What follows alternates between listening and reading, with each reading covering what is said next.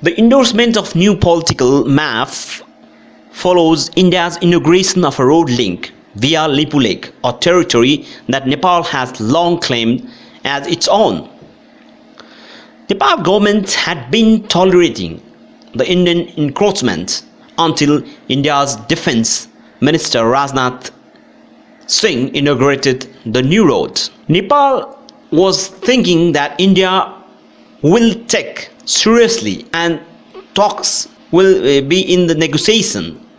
But Nepal felt shocked when the Indian Army chief made a controversial statement and decided to issue the new map. President Bidya Devi Bhandari, while announcing the government's policies and programs for the upcoming fiscal year on Friday, had said that a new political map would soon be issued.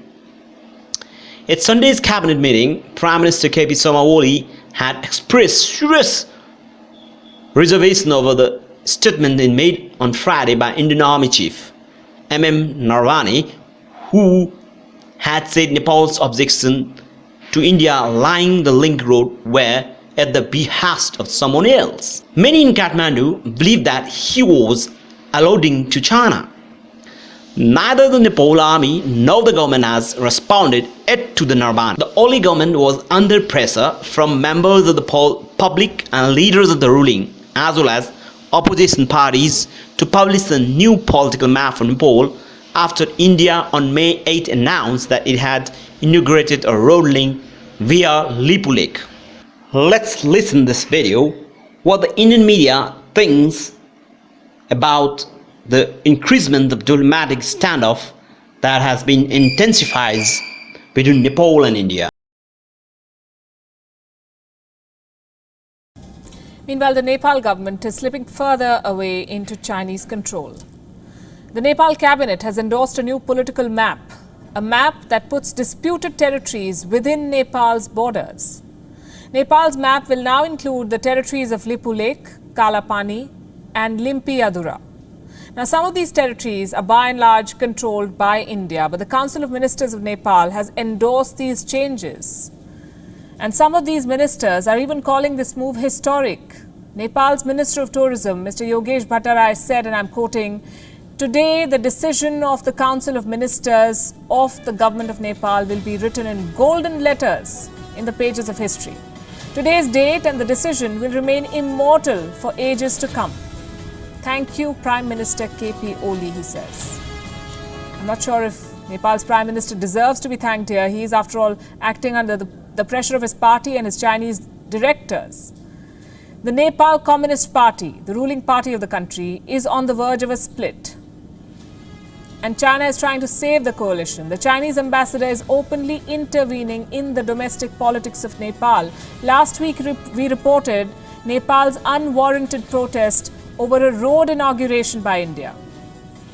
A road that was built by India in Indian territory.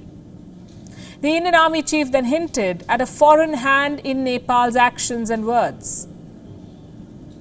And today, this decision by the Nepal cabinet has cleared all doubts. Nepal is upping the ante at China's behest, perhaps under pressure because of China's loans too. Nepal runs the risk of turning into a vassal state of China if it hasn't already. Nepal-India relation has escalated diplomatic crisis. On May 18, 2020, the government has endorsed an updated political map of Nepal that includes contested lands on the northwestern edge of the country up to Limpi Adura. This is the main problem that we are facing from the Indian media, that they always blame Nepal is directed by China, and this is absolutely insane. This kind of attitudes hamper Nepal-India relation. We know that India is our closest neighbor more than anyone else, but that doesn't mean we have to lose our sovereignty and integrity. Without being offense, Nepal and India have to sit in the table and have a serious negotiation on border issues, especially on disputed Kalapani territory, and solve the problem with reliable documents and historical evidences.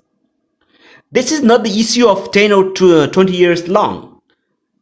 It is the issue of more than 200 years. So I want to urge Nepal and Indian high-level officials, don't make unnecessary comments that damages our historical tie-up.